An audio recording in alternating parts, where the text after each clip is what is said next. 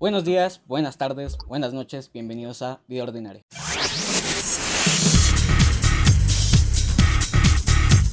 Bueno, en día de hoy, qué tremendo capítulo, lo que se viene hoy es cine puro. Primero, pues quiero saludar a mi compañero en que tengo que aguantar en todos los episodios. Juan, ¿cómo andas? Bien, Tomás, ¿cómo has estado tú? ¿Cómo te ha ido estas últimas semanas? Bien, recargando un poco de pilas ya para terminar todo esto. Digamos que estuvimos pensando en quién traer y la verdad tenemos el honor de tener una persona que la verdad creo que puede aportar mucho, aparte de un tema de que tú sabes bastante, Juan, y que eres bastante fan. Pues nada, Sí. Valentina, ¿cómo andas? Hola, ¿qué tal? Muchísimas gracias a ustedes pues por esta invitación para participar en este podcast de vida ordinaria. Muy contenta de poder tener este espacio para hablar de, bueno, el deporte que más me apasiona a mí, que es la Fórmula 1. Básicamente, cuando iniciamos todo esto, em, yo dije, pues bueno, capaz en algún momento traemos a alguien del mundo de la Fórmula 1. Digamos que con todo esto, a mí siempre me ha resultado muy curioso el hecho de cómo uno, digamos que se vuelve fan, pero más que se vuelve fan, como que empieza a trabajar de ello, ¿no? Entonces, no sé si para empezar quieras contarnos un poco más de como esa experiencia y cómo fue ese paso a paso de decir, ok, me gusta la Fórmula 1, pero quiero que todo mi entorno laboral sea conforme a ello. Pues mira, a mí me empezó a gustar la Fórmula 1 en 2012, cuando fue 2012-2013, cuando fue todo el tema de Vettel en Red Bull. Mi primer deporte pues fue el fútbol, fue el primer deporte que me empezó a gustar y de hecho yo quería ser periodista desde antes de que me empezaran a gustar los deportes. Quería ser presentadora, me llamaba todo como la atención, todo ese mundo, pero pues cuando descubrí los deportes dije como, ok, esto es lo mío, o sea, esto es lo que me gusta con el Mundial de Sudáfrica y me veía como, wow, cubriendo mundiales, haciendo muchas cosas en torno al fútbol, ¿no? Evidentemente, pues cuando empecé a ver fútbol me empecé a acercar a otros deportes, tenis, básquet, Fórmula 1 por mi papá que también veía mucho los fines de semana y me empezó a gustar la Fórmula 1, pero sabes, no era un gusto como a tal punto de yo decir quiero ser periodista de Fórmula 1, no era un deporte que me gustaba, entonces veía algunos fines de semana, me gustaba seguirlo, siempre estaba pendiente de todo lo que pasaba con Vettel, que era como mi piloto favorito, pero hasta ahí. Y ya cuando estaba en la universidad, yo creo que todos en la universidad tenemos un poco como esa crisis, no sé si crisis, pero como que todos, tal vez muchas veces es el miedo de que empezamos a estudiar algo que nos gusta, pero tal vez como que cambia mucho el enfoque, digamos, por lo menos a mí me pasó, pues a muchos compañeros les pasó que no sé, querían hacer periodismo y terminaron diciendo, no, lo mío es el organizacional, o querían presentar televisión y se enfocaron más en radio, como que en la universidad uno aprende a redescubrir como un poco esas prioridades y esas metas que uno tiene en la vida y pues yo toda la vida me había imaginado como una periodista así deportiva, pero con énfasis más que todo en fútbol. Y cuando empecé la universidad, conforme iba avanzando en la universidad y tuve la oportunidad de cubrir una Copa América, como que me gustaba el fútbol, pero sentía que no me llenaba del todo. Y fue ahí como que 2018, 2019, que por cosas de la vida me enganché a la Fórmula 1 a tal punto de que ya no era algo que veía algunos fines de semana, sino que empecé ya a seguirlo de una manera mucho más frecuente, de ver absolutamente todas las prácticas, noticias, leer mucho más del tema, conocer mucho más, ya a otro nivel de simple fanático, ¿sí?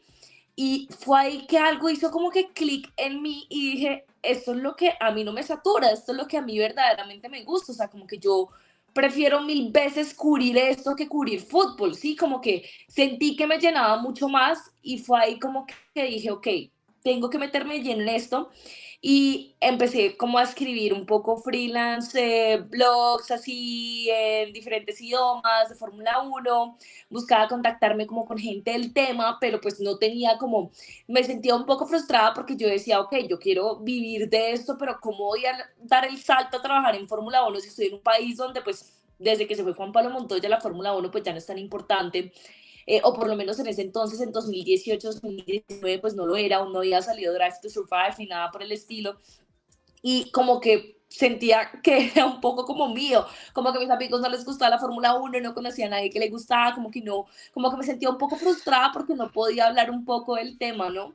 Y Claro. fue ahí cuando ya pues trabajando como haciendo mis prácticas profesionales, me contrataron en el canal donde trabajaba y fue ahí con un presentador del canal donde trabajaba que también le encantaba la Fórmula 1, me dio esa idea de crear la chica de la Fórmula 1 y me dijo pues mija, hágale un canal en TikTok, empieza a hacer TikToks del tema, esa es su manera de darse a conocer, tal y tal cosa, y como que a mí la idea me quedó sonando, yo pensaba que TikTok era únicamente para hacer videos bailando y ya está, o sea, ni siquiera tenía la aplicación, y dije como que bueno, pues es ahora o nunca, y justo ese fin de semana fue una muy buena carrera porque Max y Hamilton se estrellaron, eso fue en septiembre, el 12 de septiembre de 2021.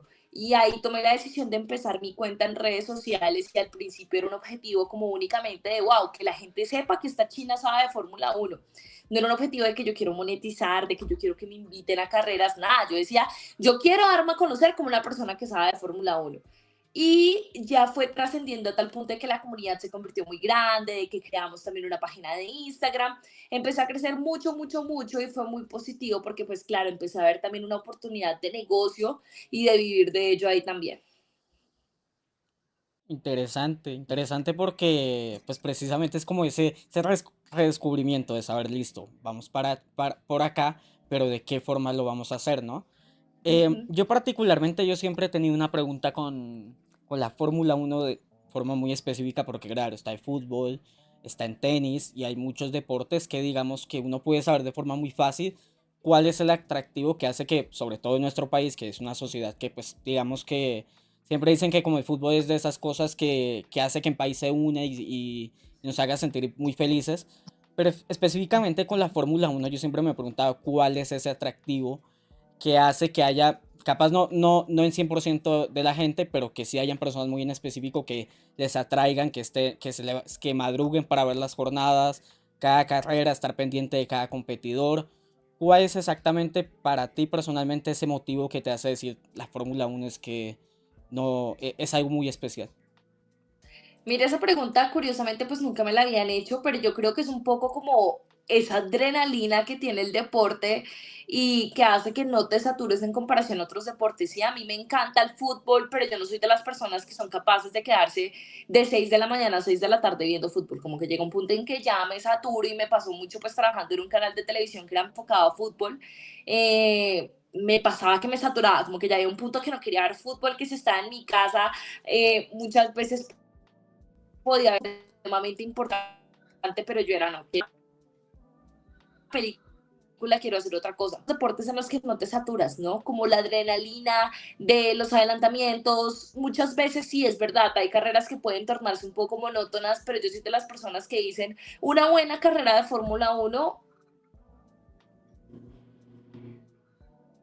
Hasta la próxima. Creo que hoy va a pasar, ¿no, Juan? Sí, Bueno, otro corte, no pasa nada. Esto es tremendo, no pasa nada. Todo vale la pena. Puedes continuar. Precisamente, pues bueno, les estaba contando que un poco creo que lo que hace como esencial a la Fórmula 1, lo que hace que nos guste y que nos enganche tanto a las personas que amamos este deporte, pues tiene que ver con esa adrenalina, ¿no? Esa adrenalina de las carreras, de los adelantamientos, del no saber qué va a pasar muchas veces. Es verdad que en ocasiones las carreras pueden ser predecibles, que en esta nueva era de la Fórmula 1 pasa mucho que podemos tener 10 victorias consecutivas de Max Verstappen como nos pasó en 2023, pero yo soy de las personas que dice que una buena carrera de Fórmula 1 compensa 10 malas a continuación, ¿sí? Una buena carrera de Fórmula 1, o sea, la Fórmula 1 en su máximo esplendor creo que no tiene comparación con ningún otro deporte.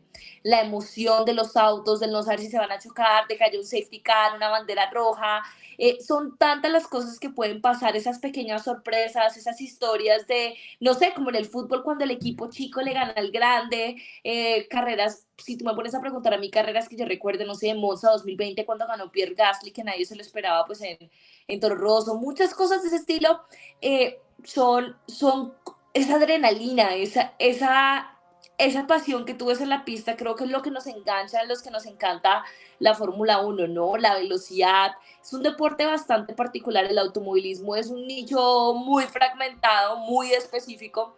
Y como yo soy de las personas que dice o lo amas o lo odias, o piensas que es el deporte más aburrido del mundo o es tu deporte favorito, como que no hay un in-between, ¿no? No hay un punto medio para mí Y yo amo la comunidad, o sea, amo la comunidad y por ejemplo yo hago pues una especie de brunch para ver la carrera en conjunto y a veces cuando vemos las carreras en conjunto y no sé, pasa un accidente, alguien se estrella de la nada, vas a ganar en la última vuelta y te estrellas, es wow, o sea, esos momentos, esos pequeños momentos de incertidumbre, de adrenalina, son lo que hacen este deporte tan especial. Claro, pero realmente, es decir, ahora cambiando, volteando un poco la tortilla, eh, ¿qué pasa exactamente acá, como se diría popularmente en este rancho? Uno ve, por ejemplo, yo he visto en España la euforia por la Fórmula 1 es increíble, y lo mismo en países angloparlantes. Y exactamente, es decir, sí es verdad que yo veo muchos creadores, veo muchos fanáticos, veo personas del común que les gusta mucho, pero no deja de ser como lo mismo. Entonces, yo creo que ahora en punto está en capaz que tú nos des una perspectiva acerca de exactamente por qué acá, digamos, cuáles son, digamos, que los peldaños que hacen falta por escalar para que la Fórmula 1 sí sea como un deporte mucho más, con una mayor representación, con una mayor vistosidad, si se puede decir, una repercusión mucho más grande acá en el país. Para mí la respuesta es muy sencilla y es que no tenemos nada que nos identifique actualmente porque no tenemos ningún circuito y ningún piloto. Eh, Nosotros somos muy jóvenes para entenderlo, pero habla con cualquier persona que tenga más de 30 años y pregúntale lo que fue Juan Pablo Montoya en su momento cuando estuvo corriendo en la Fórmula 1. O sea, mi papá me cuenta que era una pasión mayor que lo que despertaba la selección Colombia, que lo que despertaba, no sé, cuando todos nos levantábamos a ver los partidos de James en el Real Madrid, eh, digamos que era otro planeta. O sea, cuando Juan Pablo Montoya estaba en la Fórmula 1 era una cosa que absolutamente todo el mundo se madrugaba, toda la gente veía las carreras. O sea, yo conozco mamás de mis amigas que nada que ver con el automovilismo y me dicen, no, yo madrugaba a ver las carreras de Juan Pablo Montoya. Amigos que me decían, mis papás de chiquito me disfrazaban de Juan Pablo Montoya. O sea, nosotros tal vez no somos conscientes del impacto por los jóvenes que somos, pues por lo menos en mi caso, Juan Pablo Montoya se retiró de la Fórmula 1 cuando yo tenía 6 años, o sea, obviamente yo no vi a Juan Pablo en su esplendor en la Fórmula 1, sí lo vi en otras categorías como la IndyCar, cuando ganó las 500 en 2015, en NASCAR, pero digamos que no vivimos, no estábamos muy conscientes, muy grandes en esa época de Juan Pablo Montoya. Y ahí está la prueba perfecta. Lo que significó en ese momento es lo que podría volver a pasar en Colombia si tuviéramos un piloto o un circuito. Mira el caso de México. México, la afición es impresionante. O sea, tú hablas de España, de países angloparlantes, pero lo que es México en la Fórmula 1 es una cosa de locos y es más fuerte de lo que yo he visto en muchos otros países y tiene un porqué bastante claro y es Checo Pérez y la afición que desperta Checo Pérez en México es impresionante, así que yo sí creo que nos hace falta un piloto y en el momento en que volvamos a tener un piloto en la Fórmula 1, pues obviamente la afición va a volver a tener ese furor, ¿no? Fíjate qué pasa, obviamente todos hablamos de la Fórmula 1 y de la afición, pero por ejemplo es un tema, lo que te digo, generacional, ¿sí? Digamos, yo he tenido la oportunidad de compartir con personas alemanas, periodistas alemanes que conocí hace poco, y les preguntaba sobre el tema y decían que después de Michael Schumacher la afición bajó muchísimo. Obviamente cuando estaba Michael Schumacher era una cosa impresionante, toda la gente veía las carreras,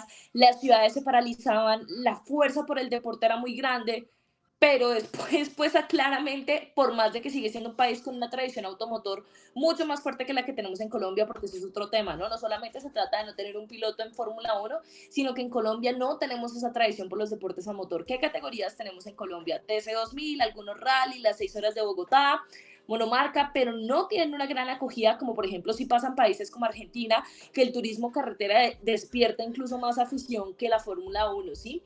Entonces, por un lado, pues no tenemos esa cultura y por otro lado, pues no tenemos un piloto, ¿sí?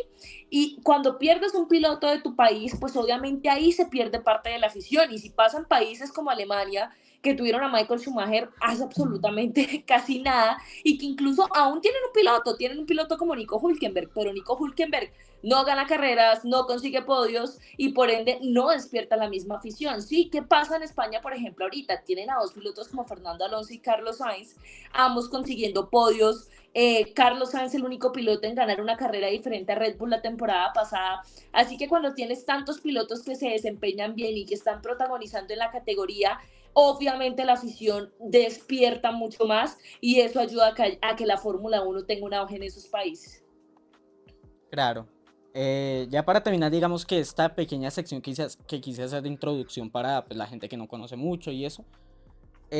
Pasó algo el año pasado, tú lo sabrás más, bueno, ustedes dos sabrán más de memoria eso que yo, o capaz no, quién sabe, que hubo una cosa que a mí me hizo gracia en su momento y que pues bueno, la noticia se quedó ahí, digamos que hoy en día ya no es algo que se toque tanto y es la idea que hubo de hacer un gran premio acá en el país, en Barranquilla. Eh, Exactamente, digamos que ¿cuál es tu punto de vista de que evidentemente ya han pasado, o sea, no es la primera vez que se quieren hacer eventos de gran magnitud acá en el país, digamos que lo que pasó con las Copas América, lo que pasó con ahorita con los Juegos Panamericanos, todo esto, digamos que específicamente con este caso, ¿cuál es tu opinión y cuál crees que es la falla a la hora de introducir específicamente la Fórmula 1 y todo esto y más en una ciudad como es Barranquilla? A ver, yo creo que mucha gente no dimensiona que verdaderamente fue una posibilidad real, ¿no? Verdaderamente tuvimos al CEO de la Fórmula 1 en Barranquilla, conociendo las instalaciones, conociendo la ciudad. Si bien creo que tal vez aún estamos un poco lejos en términos de infraestructura en comparación a otras ciudades que acogen la Fórmula 1, como es el caso de Sao Paulo en Brasil, como es el caso de Ciudad de México en México, evidentemente en esa infraestructura hotelera. Creo que pasa más allá de un tema de infraestructura y más allá de el desarrollo. Entonces, ay, molestar con los arroyos, imagínate la Fórmula 1 corriendo en el arroyo de Barranquilla. Más allá de eso, tiene que ver con un tema de comerse el cuento, de creer que uno es capaz, ¿sí? Eh, Aquí nunca hubo voluntad del gobierno y es la constancia que tenemos un poco en estos últimos eventos deportivos, ¿no? Perdimos los Panamericanos porque al final el gobierno verdaderamente nunca quiso tenerlos, porque no se puso al día con los pagos. Y pasa algo parecido con la Fórmula 1, no se llegó a firmar un acuerdo como tal, obviamente no fue nada comparado a los Panamericanos que verdaderamente los teníamos en nuestras manos, pero sí fue una posibilidad real y literalmente se cayó por una carta de intención que el gobierno no quiso firmar. Entonces ahí hay un tema de que hay que comerse el cuento y hay que entender que estos eventos no solamente se trata, la gente tal vez tiene la mentalidad de que cómo vamos a invertir en la Fórmula 1 habiendo pobreza, habiendo tantas necesidades. Es que no es dinero del gobierno, la mayoría es inversionista privada. Por ejemplo, en el caso de la Fórmula 1 en Barranquilla eran los mismos inversionistas del Gran Premio de México y muchas personas no son conscientes de los beneficios que puede traer un Gran Premio de Fórmula 1. Imagínate Colombia la ubicación tan estratégica que tiene, porque estamos hablando de que las únicas dos carreras que tenemos en Latinoamérica son México y Brasil. Imagínate la ubicación estratégica de Colombia, que está en toda la punta de Sudamérica, que es un país mucho más accesible para las personas de Perú, Ecuador, Venezuela, Panamá, muchas islas del Caribe. O sea, era una oportunidad impresionante para que Latinoamérica tuviera un tercer gran premio y nunca mostramos la intención. Temas varios de que se utilizara todo el Caribe en términos de infraestructura hotelera y mucho más, pero si no hay voluntad, si no nos comemos el cuento de que somos capaces de albergar este tipo de eventos, pues tristemente nunca va a suceder. Y si seguimos con esa mentalidad cerrada de que no pueden aportarle algo al país, pues entonces creo que va a ser muy difícil que podamos organizar grandes eventos aquí en Colombia. Claro, sí, no, lo entiendo completamente. Pues, o sea, yo creo que aquí hay una bonita introducción, la verdad, porque, pues como ya lo dije, creo que es un deporte que algunas personas han tenido toma de contacto y otras, digamos que no han querido meterse en este mundillo.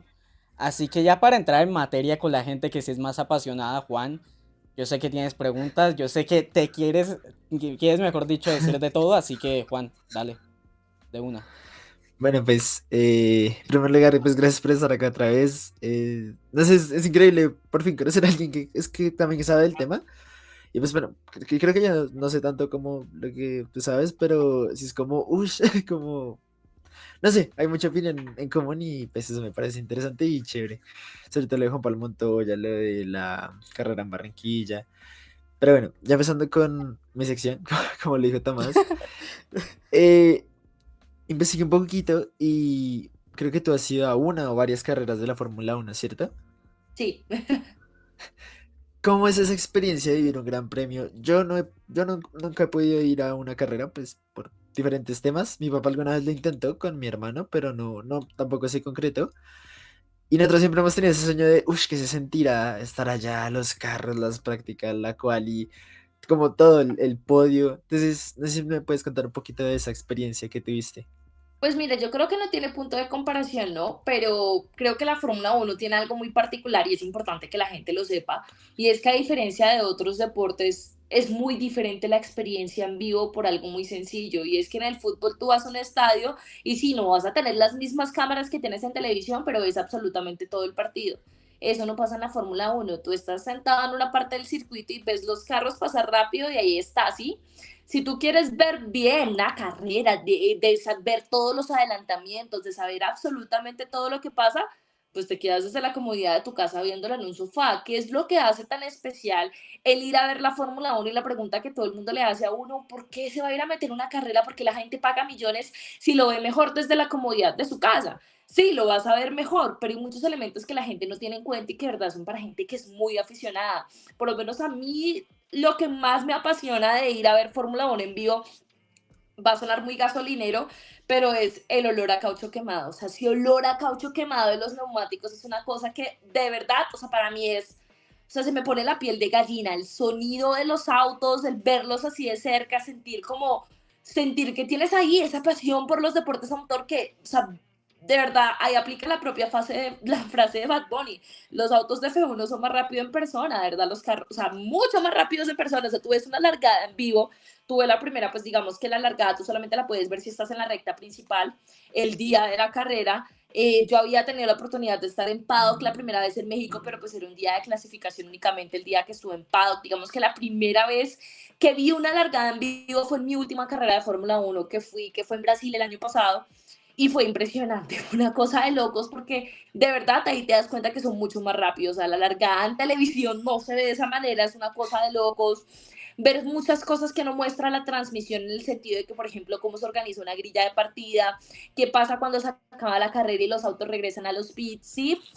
Hay muchas experiencias alternas que de pronto puedes tener la oportunidad como de verlos pasar por una curva, ir a los pits si estás en el paddock, ¿sí? Hay muchos otros elementos y pues es como el reunirte, estar en un mismo circuito con tantos fanáticos de la Fórmula 1, ¿no? Entonces creo que al final si eres una persona que prefiere una experiencia al ver como tal, o sea, es una experiencia. Ir a ver Fórmula 1 en vivo es una experiencia. Conozco mucha gente que lo ha hecho una vez y dice, ok, llámate esa experiencia, no me interesa volverlo a hacer, lo veo mejor desde la comodidad de la casa. Existen personas como yo que si pudiera asistir a todas las carreras, lo haría por más de que no las vaya a ver como las veo en la comodidad de mi casa, porque el solo hecho de estar ahí, de sentir la Fórmula 1 tan cerca y esa velocidad y ese olor, es para mí más importante que cualquier otra cosa. Qué bonito, qué bonito. Ojalá algún día logre sentir eso mismo, porque sí, yo Ay, creo claro que que ya sí. esto ya es como otro nivel. Lo que te decía, los carros, ver los pilotos, es como, como que chimba. Pero sí, bueno, esperar a ver que pasen los años y que se cumpla. La otra pregunta que te tenía era, pues, la silly season de esta temporada no estuvo tan buena, ¿no? Porque igual fueron los mismos pilotos para los mismos equipos. Creo que nunca se había pasado eso, que no hubiera ningún tipo de cambio, no hubiera ningún rookie, no hubiera nada, todo sigue igual.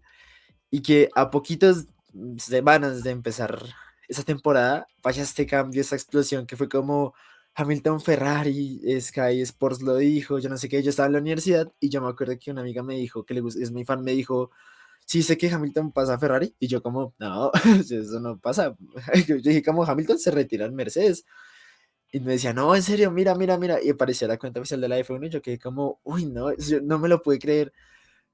Entonces, ¿tú qué opinas de eso, de ese cambio tan drástico de que Hamilton pasa a Ferrari, que también fue un sueño de Hamilton? Una vez creo que en una entrevista él dijo que él quería correr para Ferrari. Entonces, no sé de ahí, ¿tú qué opinas de ese cambio tan, uff?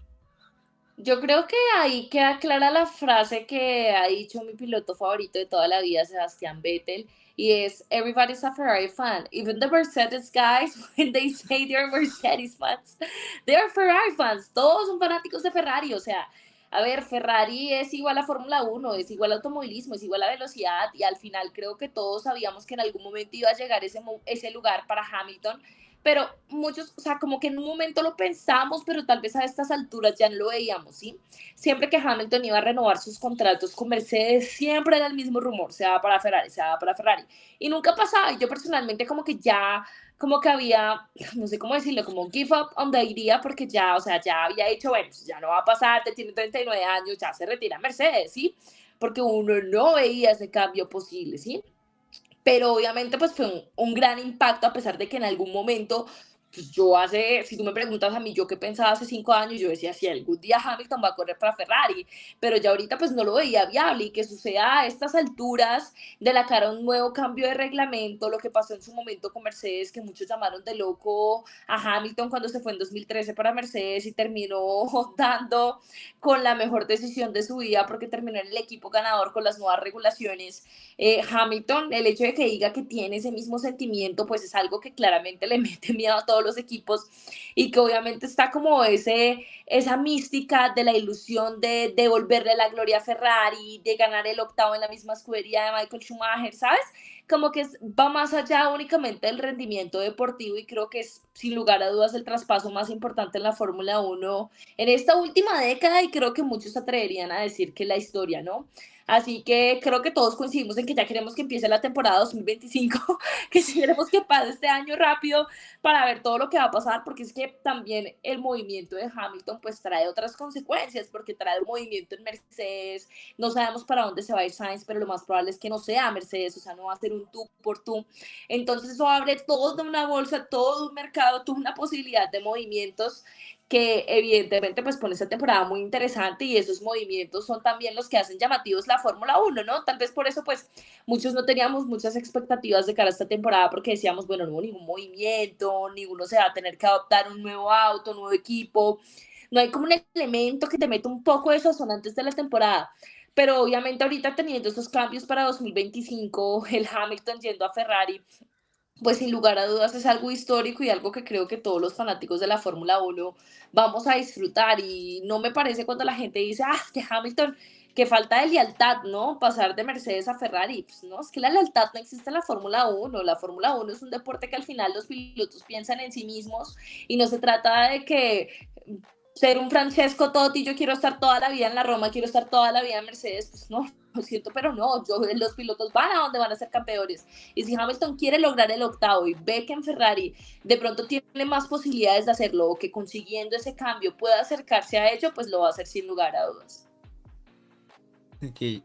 ¿Y tú quién crees que llene esa plaza para Mercedes? Tal vez Mick Schumacher o quién. No, Mick Schumacher está más muerto que quién sabe qué, o sea, a Sí. ver, perdonen la expresión, pero pues Mick Schumacher primero ya se alejó de la familia Mercedes porque va a competir con Alpine en el WEC, entonces de por sí ya hay un alejamiento, una distancia respecto a la Fórmula 1, por más de que siga con una marca que está presente en la Fórmula 1, pues ya un campeonato como el de Resistencia, el World Endurance Championship, que pues es muy diferente, ¿sí?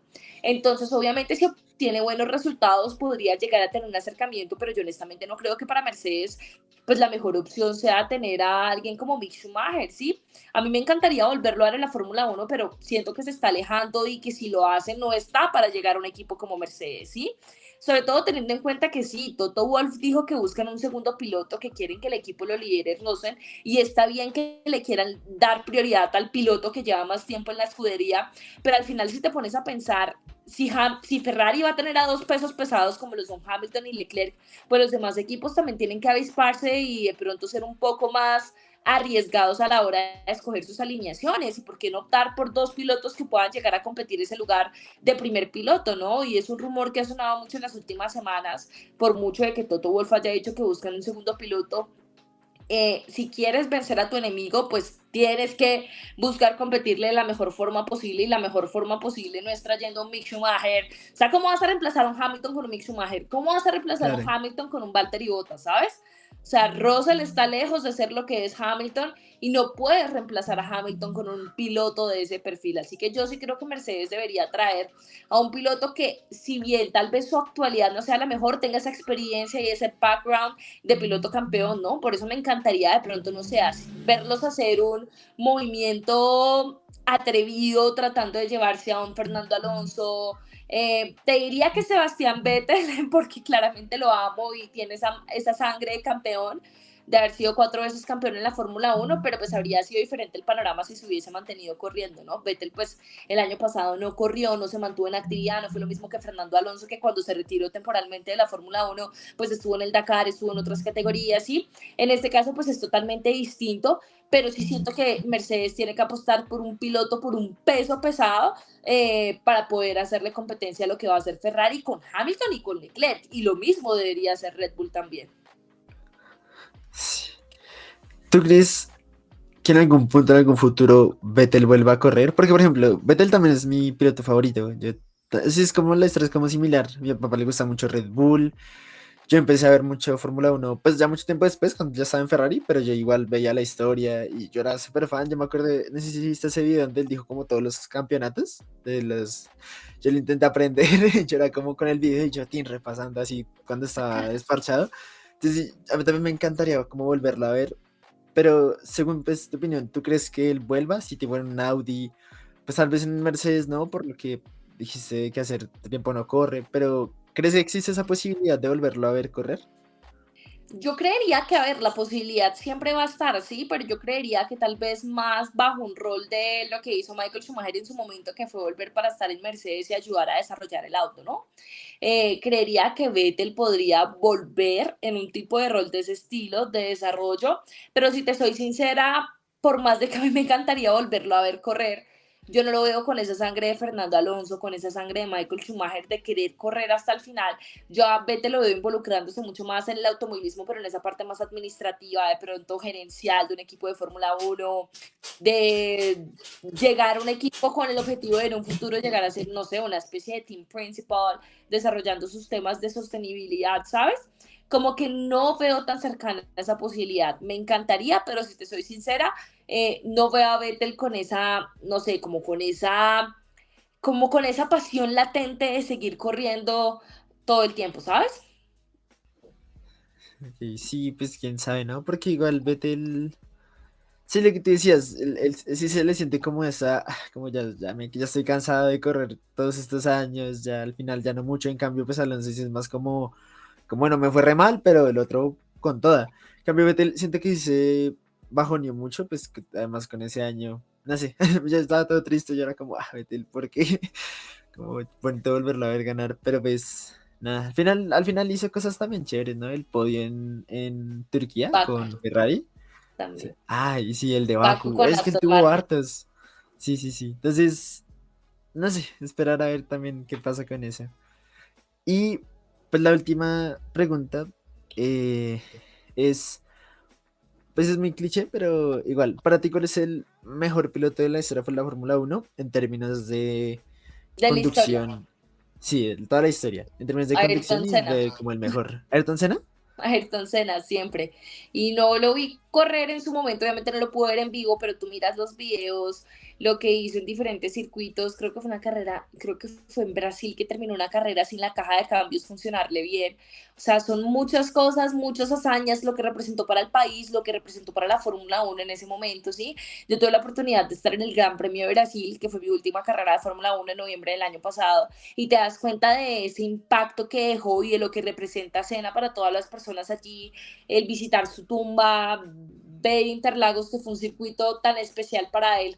No sé, siento que su legado y te das cuenta, si te das cuenta, la mayoría de grandes pilotos, o por lo menos de pilotos que yo admiro, todos tuvieron de ídolo a Senna, ¿no? Tú le preguntas a Juan Pablo Montoya cuál era su ídolo y siempre te va a decir Ayrton Sí. Senna. Michael Schumacher, o sea, o sea, incluso porque Schumacher alcanzó a competir contra Senna y de hecho pues la carrera en la que Senna pues lastimosamente fallece era una lucha que tenía con Michael Schumacher en cierta forma durante esa temporada, así que siento que el impacto que dejó fue mucho más allá, lo que se demostró en la pista pues viendo los videos porque claramente yo no estaba viva cuando él corría, es una cosa de locos y es un talento que hoy en día es muy, muy, muy difícil de encontrar, por más de que tenemos grandes pilotos como lo son Fernando Alonso, Lewis Hamilton, Max Verstappen, que sí pueden estar en la categoría de los mejores de la historia, pero para mí nadie supera lo que hizo Ayrton Senna, porque más allá de cuántos títulos ganaste, que obviamente pues no podemos meter a Senna en esa comparación cuando falleció corriendo, ¿no? Pero, y falleció muy joven. Pero lo que representó y lo que vimos de él en la pista, el impacto que tuvo, creo que no se puede comparar. Ok. Sí, entiendo tu punto igual.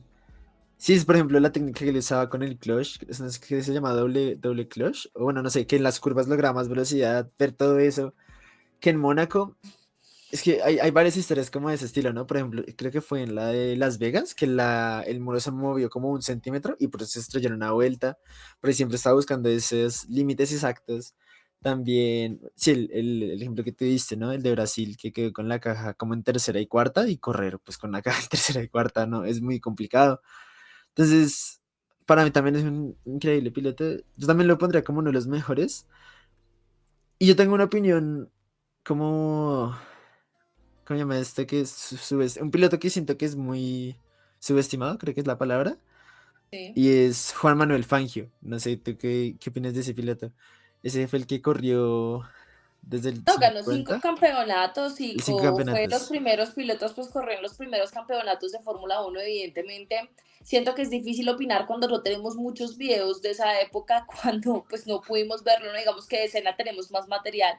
De Fangio el material es muy poco y lo que tenemos pues son esas ideas. Tal vez por eso para mí no representa, o sea, me queda difícil decir que Fangio fue mejor que Senna porque no he visto tantos videos de Fangio. Es muy difícil recopilar material de él y básicamente el material que tenemos son las historias que cuentan pilotos como Jackie Stewart, que de hecho tuvo la oportunidad de conocerlo en Miami, él tuvo la oportunidad de ver correr a Fangio. Y por ejemplo, Jackie Stewart es de los que dice que Juan Manuel Fangio fue el mejor piloto de la historia y que lo que vio en él no lo vio en nadie más, ¿no? Entonces, más que sea subestimado, tenemos que entender que pues también fue de los primeros pilotos de Fórmula Uno y que es difícil pues que todos lo hayamos visto, las personas que estamos hoy en día en la Fórmula 1, y que tengamos ese material, ¿no? En ese sentido, tal vez puede ser subestimada actualmente, pero sí estoy segura de que en su época no lo fue. Y si le preguntas a las personas que lo vieron correr, van a decir que él. Ok, sí. Mi Claro. abuelito lo conoció. Una vez me contó una historia que él lo conoció, creo que en un evento acá de Bogotá de carreras. Juan Manuel Fangio vino y lo conoció. Y una vez conocí a otro, era un señor de Uruguay, y pues ya con sus años, él corría carreras. Y él, uy, yo no me acuerdo cómo es la historia, qué carro tenía. Pero me contaba que en esa época, era como los 50 60 los frenos se dañaban dos curvas y ya no había frenos. Entonces que también alguna vez como que también vio correr a Fangio y era como, uff, Sí, ese piloto, el mejor piloto. Entonces lo que dices es muy cierto también. claro. Y creo que ya con eso Mire, acaba mi sección. yo tengo una pregunta para los dos, se me acaba de ocurrir porque yo estuve pensando. Y es que, por ejemplo, si uno hace una referencia al fútbol, el fútbol tuvo una transformación en estos últimos 10 años muy importante, que fue el tema del VAR. Exactamente, digamos que esa forma en la cual, listo, se evalúan las jugadas, se toma una decisión por el lado del arbitraje, y eso digamos que genera una evolución, para algunos para bien, otros para mal, pero fue una evolución. Digamos, para ustedes dos, ¿cuál creen que es, digamos, ese paso a seguir en la Fórmula Uno? Digamos que esa evolución, si ustedes creen que se tiene que generar alguna evolución, si no, también es respetable. Pero digamos que cuál es, digamos que ese siguiente paso en la Fórmula Uno, digamos que a nivel global, digamos que haciendo este ejemplo que acabo de hacer anteriormente, cuál es, digamos que ese paso a seguir para ustedes. Sí, yo siento que es una comparación muy difícil la que pones porque es que nos estás hablando de una comparación que tiene que ver con un tema de reglamento, ¿sí? Claro, El bar es un tema de reglamento, es un tema de regulación y no hay deporte más regulado en el mundo que la Fórmula 1 y que el automovilismo. O sea, son cosas que son muy difícil compararlas porque es que el bar siempre ha existido en la Fórmula 1 desde que hay tecnología. O sea, la Fórmula 1 tú te sales 1 centímetro de una vuelta y te la anulan y quedas sin tiempo de clasificación. O sea, absolutamente nada se pasa y obviamente eso pues es un deporte muy reglamentado como para hacer una comparación tipo bar, ¿sí? Decir que hace falta un cambio tan trascendental como ese. Para mí, verdaderamente, ¿en qué debería estar el cambio en la Fórmula 1? Que no va a tener el impacto del VAR, pero que tal vez es algo que muchos fanáticos hemos criticado, y es el tema como un poco, el ser un poco más homogéneos a la hora de juzgar determinadas acciones, ¿no? Siento que hace falta establecer mejores criterios a la hora de, no sé, juzgar una maniobra. Muchas veces vemos como un piloto lo penalizan 5 segundos por una maniobra, pero a otro por una maniobra muy similar no se le penaliza de la misma forma, ¿no? Tal vez homogeneizar un poco más esos criterios a la hora de penalizaciones, de decidir cuándo va un safety car, de decidir cuándo va una bandera amarilla, cuándo va una bandera roja, pero al final pues es algo que siempre va a estar sujeto a una opinión, como es el mismo caso del VAR. El árbitro puede revisar el VAR y decir, no, si fue falta, no fue falta, pero al final hay un tema de criterio que va a estar jugando ahí siempre, ¿sí? Yo lo homogeneiz, o sea, trataría de que fueran un poco más homogéneos esos criterios que tenemos en el reglamento, pero sinceramente no creo que haya un cambio tan trascendental como el VAR. Digamos que los cambios que tenemos en la Fórmula 1 siempre son cambios de regulaciones, ¿no? Nueva regulación de motores, nuevo perfil aerodinámico para los autos, entonces es muy difícil hacer una comparación que sea igualita a la del VAR. Yo sí creo que evidentemente tienen que encontrar una solución a futuro para el tema del tamaño de los autos si verdaderamente quieren seguir corriendo en circuitos callejeros. Antes los autos eran mucho más pequeños y eran mucho más fáciles los adelantamientos. Ahora estamos hablando de autos mucho más grandes, mucho más pesados. Entonces sí siento que la categoría tiene que encontrar una forma de que podamos seguir teniendo carreras atractivas con este tipo de autos o que podamos de pronto disminuir un poco el tamaño, pero no, creo que no, o sea, tener un cambio como lo que representó el VAR en el fútbol es muy difícil en la Fórmula 1. Mi respuesta sí es similar, porque lo que te decías, digamos que la Fórmula 1 está muy reglamentada, no hay como algo así como que no se les pase, en términos así como detalles y de, por ejemplo, milímetros.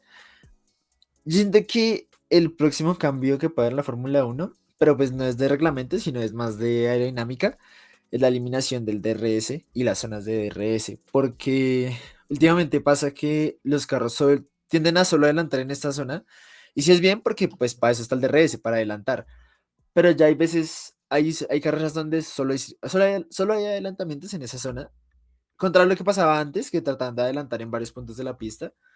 Entonces yo creo que ese podría ser el siguiente paso. Obviamente no soy ingeniero, no sé cómo lo harán, no sé cuánto se demorarán, sé que es complicado, pero yo creo que el próximo cambio así como grande en la Fórmula 1 puede ser ese. Pero en términos de regulaciones y eso, tal vez no mucho. Ok, pero Juan, para la gente que no entienda, porque yo por ejemplo me acabas de hablar en mandarín, no entiendo absolutamente nada. Ok, ok, ya te Exactamente, explico. ¿qué es? El DRS es como... Los carros en la parte de atrás, en el alerón trasero, tienen esta cosita que está cerrada todo el tiempo. Ok, Y el piloto, llegando a una zona de DRS, se activa, hace que el carro gane se pega más al piso, gane más drag, como más, tiene un nombre en español, pero sí, como que en general, gane más velocidad, le da más velocidad al carro. Ahí el tema es, o sea, el DRS es la abreviación de Drag Reduction System, entonces precisamente Eso. lo que hace es eso, reducir ese drag, ¿sí? Entonces, pues cuando abres el alerón, evidentemente por ahí están pasando unas corrientes del aire que te permiten, digamos, como que tener mayor velocidad, ¿sí? Tener como un impulso, por decirlo así, es un tema totalmente mecánico, pues es literalmente abrir el alerón trasero y tener ese impulso se puede activar únicamente en determinadas zonas y de hecho para este año un cambio es que se va a poder activar desde la segunda vuelta, aunque yo sí difiero un poco ahí en tu opinión porque pienso que, pucha, quitar el DRS sería mortal en estos momentos, ¿sí? Y hay muchos problemas que tienen que solucionar antes de poder quitarlo, porque precisamente porque no lo pueden quitar, porque ya los autos no son los mismos, porque no tenemos los mismos autos, la misma aerodinámica, el mismo peso, fueron muchos aspectos los que terminaron llevando al desarrollo del DRS y tendría que haber un cambio casi que de 180 grados para poder retirarlo. Ojalá se pudiera cada vez ser menos dependientes al DRS, pero siento que es un cambio que no va a pasar muy pronto. ok. Yo tratando de procesar todo. Digamos que, o sea, yo personalmente a mí me atraen mucho estas cosas, porque digamos que a mí me gusta mucho el tecnicismo de cada deporte. Es decir, yo por ejemplo, yo me acuerdo que muy chiquito yo veía partidos de baloncesto y me gustaba mucho cómo los narradores que habían en esos partidos, sobre todo acá partidos del país, el hecho de cómo trataban de introducir esos tecnicismos a la gente que no entendía mucho. Y digamos que eso es una cosa que personalmente creo que es muy necesario que en cada deporte pues las personas que están haciendo la transmisión traten de explicar bien las cosas, porque al fin y al cabo, es decir, una persona que es como novata y que ve una carrera por las risas o porque le llama la atención de una manera muy minoritaria, pues sí le llama la atención mucho eso. ¿Ustedes creen que realmente sí, es decir, desde acá, desde el país, sí han tratado de mejorar mucho las transmisiones o creen que sí hace falta mejorar en ese aspecto? A mí personalmente, a ver, te lo digo yo, cuando empecé a ver Fórmula Uno, obviamente al principio hay muchos conceptos que tú no entiendes, pero yo que he tenido la oportunidad de estar en ese rol de comentarista con otras categorías como Fórmula Regional Europea, Fórmula E, pues también tienes que entender que si bien hay un público que no conoce 100% del deporte, no puedes estar explicando cada regla mientras estás en una transmisión, ¿sabes? O sea, es como cuando ves un partido de fútbol americano, NFL, los comentaristas dicen fumble, hay bandera, flag, no sé qué. Ellos no están explicando cada segundo qué es un flag, qué es un fumble, porque es muy difícil porque también tienes que entender que hay un público muy específico que ya le gusta la Fórmula Uno. Entonces, a mí personalmente me gusta mucho el estilo de las narraciones de Latinoamérica, porque siento que a pesar de que hay unos conceptos muy específicos que no puedes estar explicando en cada transmisión, siempre hay un espacio para clarificar algunas cosas básicas y ellos no van a estar explicándote que es un undercut cada carrera, pero por ejemplo si te actualizan, miren, este es el nuevo formato sprint para las personas que por primera vez se conectan, tenemos Q1, Q2 y Q3, en esta sesión pasa esto, o sea, como que siempre hay una especie de contexto sin que sea algo desesperante para quien conoce ya el deporte y tiene un conocimiento previo. ¿Qué pasa? Que cada tecnicismo estarle explicando pues es muy difícil y a mí particularmente me gustaba mucho la labor que hacía Diego Mejía, que ahora solamente está pues con las transmisiones en México, porque es una persona que sabe muchísimo en términos de ingeniería y siempre buscaba la manera de hacerlo más ameno, ¿no? Entonces yo sí creo que las transmisiones son muy buenas las que tenemos ahorita en Latinoamérica, hace mucha falta pues la labor que hacía Diego Mejía, que a partir de este año que acabó de pasar pues ya no estuvo para toda la transmisión de Latinoamérica, sino únicamente para la de México, para la de Fox Sports México, para ser específicos, pero sí siento que son muy buenas las transmisiones que tenemos, pues por lo menos yo lo veo así y no sé qué pensar a Juan, pero digamos que yo siento que son transmisiones muy buenas, muy completas. Obviamente siempre si tú te conectas por primera vez van a haber muchas cosas que te van a resultar locas, pero más que explicarte absolutamente todo desmenuzado, creo que también se trata de despertar el interés de que si hubo algo que no entendiste, tú digas, ok, esto me llamó la atención, voy a buscar, me pasó a mí cuando empecé a ver Fórmula Uno. Yo escuchaba que decían undercut, overcut, y yo, pero ¿qué es undercut y qué es overcut? Entonces, como que al escucharlo, ya tú te vas acostumbrando y ves y escuchas transmisiones, y llega un punto que sin que ellos te expliquen el concepto, pues tú ya lo entiendes porque ya por el contexto y la forma en la que lo dicen, lo asocias, ¿sí? Entonces también se trata de eso, ¿no? De las acciones y de las asociaciones que hagas y de la pertinencia de los comentarios. Pero yo honestamente creo que las transmisiones que tenemos son muy buenas y que una persona que no sepa el deporte puede acceder a esas transmisiones. Sí, yo pienso lo mismo. Pues, por ejemplo, yo veo ahorita Fórmula 1 en Star Plus y creo que ahí hay para las dos, para inglés y para español. Y español es muy completa, o sea, uno entiende muchas cosas. Y pues lo que decía Valentina era cierto, hay conceptos que uno al inicio tal vez no entiende. Yo tampoco entendía que era overcut, que era undercut, que era understeer, oversteer. Son conceptos que uno va conociendo con el paso del tiempo, pero yo siento que ahorita mismo hay muchos canales de contenido y hay muchos, por ejemplo, TikTokers que explican esos contenidos. Hay uno que se llama como Rookies. Rookie es novato. Entonces, como Fórmula 1 para rookies, Fórmula 1 para novatos. Y explicaban mucho eso, era que eran las banderas, para qué eran las banderas, no sé, las llantas. Entonces, estas cosas que conforman el deporte, que claro, uno la ver la primera vez y uno es como, pero ¿por qué hay tanta llanta? ¿Por qué hay tanta bandera? ¿Qué es eso? Pero pues también, uno mientras más se va metiendo en el mundo, más va conociendo estos conceptos. Y son conceptos que sí, hay unos para Fórmula 1 que son muy Fórmula 1, pero hay mucho concepto en el mundo del automotor que es para todos. Entonces, uno ya se va acostumbrando que es una red flag, que es una bandera amarilla, la verde, ya la de cuadros, pues ya ahí, creo que uno se va familiarizando y pues termina uno adentrándose demasiado al mundo. Ok, y digamos, ¿ustedes cómo harían? Porque, es decir, yo por ejemplo, yo no tengo a tanta gente a mi alrededor que tenga ese gusto que por ejemplo puedan tener ustedes por la Fórmula Uno.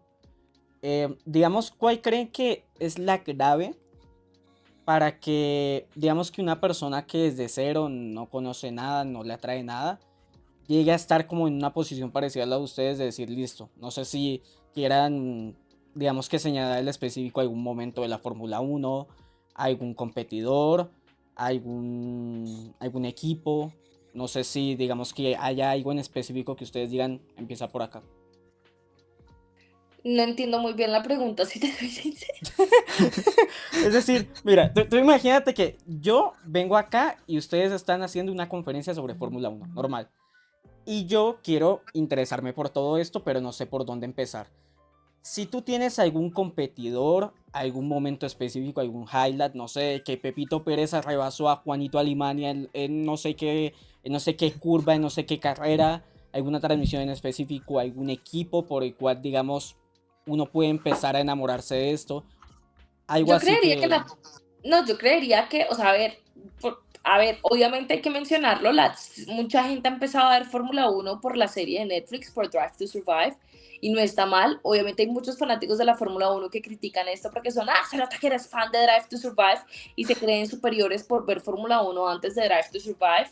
Yo veo Fórmula 1 antes de Drive to Survive y no me considero más ni menos por eso, pero creo que la serie pues al final es un buen acercamiento para que te empiece a gustar la Fórmula 1 siempre y cuando entiendas que muchas de las cosas que ves y que pasan no necesariamente son así como se muestran, ¿no? O sea, es un buen enganche para que te empiece a interesar la categoría, pero tienes que entender que va mucho más allá de eso y que puede llegar a ser muy diferente, ¿no? Entonces yo creo que Drive to Survive pues obviamente es una buena alternativa para tener ese como primer acercamiento al deporte, pero creo que también yo lo que haría personalmente, si tuviera la misión de que a alguien le empezara a gustar la Fórmula 1, le mostraría una carrera tipo, no sé, lo que vivimos en Abu Dhabi 2021 con ese final entre Max Verstappen y Lewis Hamilton, que para mí es la mejor carrera que yo he visto.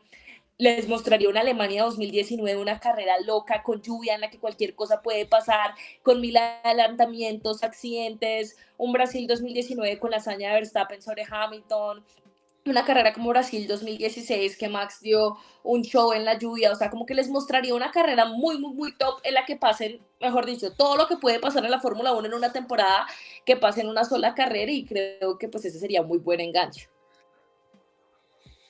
Mm, yo también como en mi camino por tratar de que a mis amigos y a mi grupo social les guste un poquito más la Fórmula 1, también de recomendar Drive to Survive, que sí, es un primer enganche porque claro, ya es más dramatizado, es como, o sea, es una historia, las historias venden y lo que hizo Drive to Survive es contar una narrativa de la Fórmula 1 que sí, hay momentos donde tal vez lo exageran mucho, pero igual, o sea, funciona y la historia llama la atención.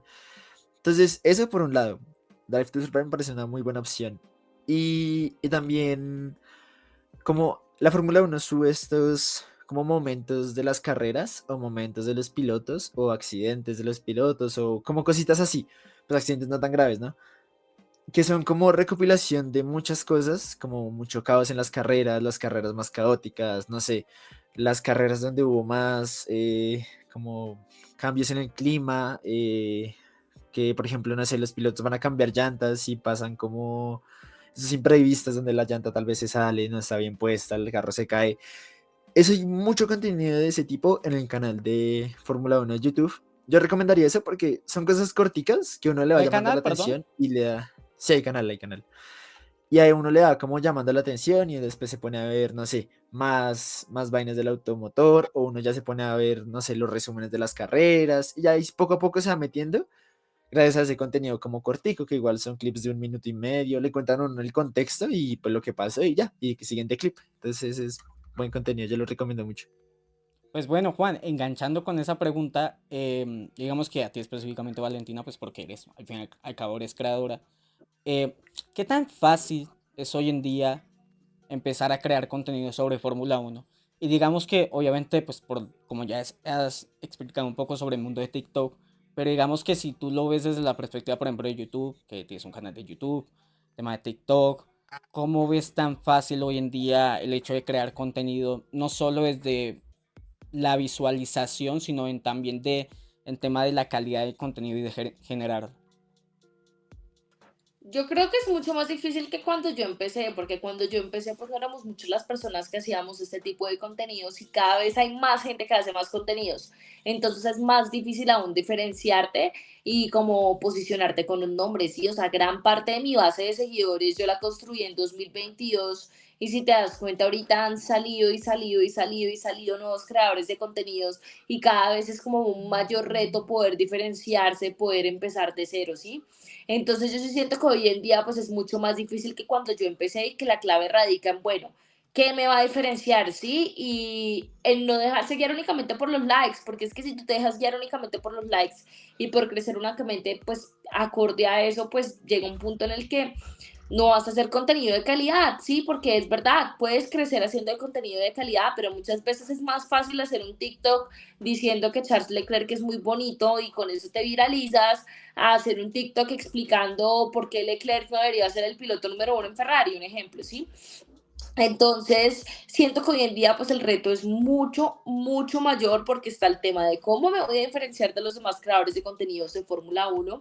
Eh, los algoritmos van cambiando y cada vez es más difícil crecer la comunidad de seguidores y es muy difícil tener esa consistencia, ¿no? Cuando es tanta gente que ya está teniendo éxitos como que tengo que estar constante, tengo que tener paciencia, tengo que subir, subir, subir. O sea, yo cuando empecé a crecer en seguidores, yo subía hasta 5 videos de TikTok diarios y la gente piensa, ah, eso se graba en un segundo, ¿no? Eso no se graba en un segundo. Yo tengo una carpeta con más de 1000 guiones de todos los videos que he subido, o sea, es un trabajo que requiere mucha dedicación, entonces sí siento que es mucho más difícil hoy en día con tantos creadores buscar la manera de diferenciarse para poder construir una base sólida de seguidores. No imposible, pero sí es un reto mucho más grande que cuando yo empecé. Ok, entonces el consejo que tú darías sería el tema, porque digamos que esto sí hoy en día es muy común que lo digan, porque al fin y al cabo es la verdad, digamos que el hecho de un factor diferenciador, ¿sí? Pero desde tu perspectiva, ¿tú crees que es decir, ese es el consejo que darías o hay algo que tú creas que es de suma importancia hoy en día para alguien que quiere iniciar en este mundillo? No, ese sería mi consejo. Buscar qué te diferencia y es mi consejo para toda en la vida. Si tú quieres ser exitoso en algo en la vida, tienes que buscar qué te va a diferenciar de los demás y aplica para absolutamente todas las profesiones. Gerente, abogado, periodista deportivo, creador de contenido. Al final se trata de selección natural de Charles Darwin, sobreviven quienes mejor sepan adaptarse y quienes sepan diferenciarse de los demás. Entonces pasa en el periodismo deportivo. Yo desde chiquita dije, ¿qué me va a diferenciar a mí? Los idiomas. Y me puse a aprender idiomas y hablo portugués, francés, inglés y estoy aprendiendo italiano. Y eso me ha diferenciado porque me ha permitido darme mi lugar. ¿Qué otra cosa me diferencia? Que soy una periodista que sabe de deportes a motor y no hay muchos periodistas que saben de deportes a motor en Colombia. Y eso fue lo que en su momento me permitió crecer en el canal donde yo trabajaba porque era la única persona que hablaba de esos temas y necesitaban a alguien que hablara esos temas. Entonces eso me dio unos espacios en cámara que personas que llevaban años haciendo fila no habían podido tener porque sabían de fútbol como el resto del mundo. Entonces, en absolutamente todo en la vida tú tienes que buscar qué te va a diferenciar. Si ya hay mucha gente haciendo contenido de noticias de Fórmula Uno, bueno, ¿por qué mi contenido de noticias de Fórmula Uno va a ser diferente al de los rookies, al de Escalera, al de la chica de la F1, al de Salma del Toro, al de todos los creadores de contenido que hay? ¿Qué me va a hacer a mí diferente? Porque yo puedo dar también contenido de noticias, pero la manera en que yo cuento la noticia, la manera en que cuento los datos, la manera en la que edito, ¿qué es lo que me va a hacer diferente y lo que va a llamar la atención de la gente para que me siga? Para mí eso es lo más importante en todo en la vida, saber qué te va a diferenciar y estarte reinventando para no caer como en un tema de monotonía que ya te cortes en crecimiento. Claro. Y bueno, ya para terminar, oye, qué episodio, ¿eh? Esto está siendo tremendo. Sí. Ya para terminar, no sé, algún proyecto que quieras adelantar, algo que quieras promocionar, tus redes, o sea, este ya es el espacio para que trates de endulzar un poco a todos los que nos estén viendo. Nada, pues invitarlos a que sigan a la chica de la Fórmula 1. Ahorita vamos a sacar, pues, ahorita que ya este sábado se cumplen 21 días para que vuelva a iniciar la temporada, entonces vamos a sacar una serie de capítulos como en TikTok y en Instagram de cositas básicas de Fórmula 1 que siempre trato de hacerlo antes de empezar la temporada. También como periodista, pues afortunadamente, pues tengo esa ventaja de tener como esa doble vida de TikToker periodista. Entonces, pues yo actualmente soy comentarista para toda Latinoamérica de Fórmula Regional, de ETM. Esta temporada va a estar comentando Fórmula E y F1 Academy.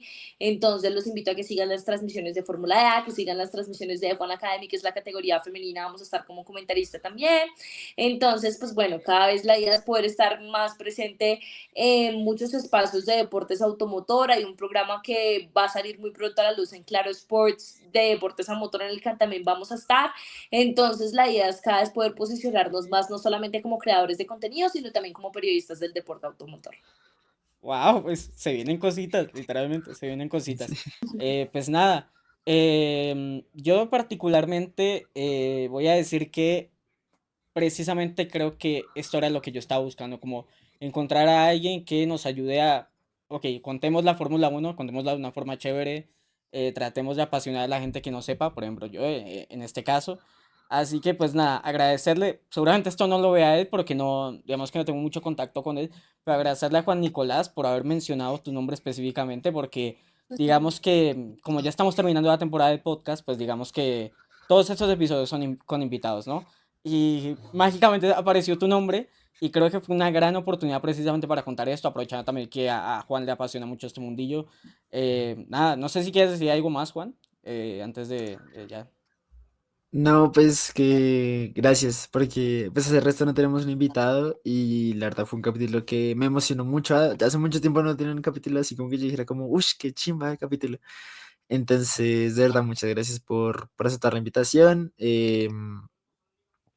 Nada, a darle todo con la Fórmula 1 que en este país nos hace falta como como esa pasión. Y siento que nosotros, los que como que nos ganamos esa pasión heredada por nuestros papás o por lo que hemos visto estos años, tenemos que como compartir y así ganar más personas para que en algún momento acá haya Fórmula 1. Entonces, gracias y contada.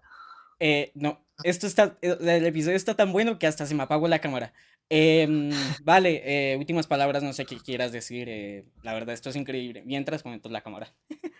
No, muchísimas gracias a ustedes por la invitación, por tener este espacio pues para personas que no solamente son fanáticas, sino también gente que de pronto apenas se está acercando al deporte o nunca ha escuchado la Fórmula 1. Yo creo que se trata de eso, ¿no? A mí me emociona mucho cuando la gente me escribe, oye, empecé a ver Fórmula 1 porque me salieron tus videos y me enganché. Cuando la gente me dice eso, la verdad me emociona mucho saber que uno está ayudando a que esta comunidad crezca y creo que eso es lo que todos los que creamos contenido al final buscamos, ¿no? Dejar un impacto y pues ayudar a que el deporte siga creciendo. Pues nada, esto está siendo increíble. Pues nada, yo creo que lo dejaremos aquí. Mil gracias a todos los que nos están escuchando. Y ahora sí la puedo poner menos mal. Así que pues nada, agradecerle un montón a todo el mundo que nos está escuchando porque de verdad creo que hoy en día hemos sentado un precedente de que pues bueno, hay deportes que capaz a algunas personas les gusta más a otras, pero la Fórmula 1 creo que está para, sobre todo para innovar, para ayudar a crecer y sobre todo que todo vaya mejor. Así que pues nada, agradecerte a ti y pues nos estaremos viendo. Claro que sí. Así que Muchas pues nada, nos gracias. vemos en el siguiente episodio. Ah, es que yo no puse esto, y ahora sí. No, no, no se estaba bien. Ya entonces, pues nada, No, agradecer un montón y nos veremos en el siguiente episodio. listo. Muchas gracias. Gracias, Valentina. Nos vemos, chao.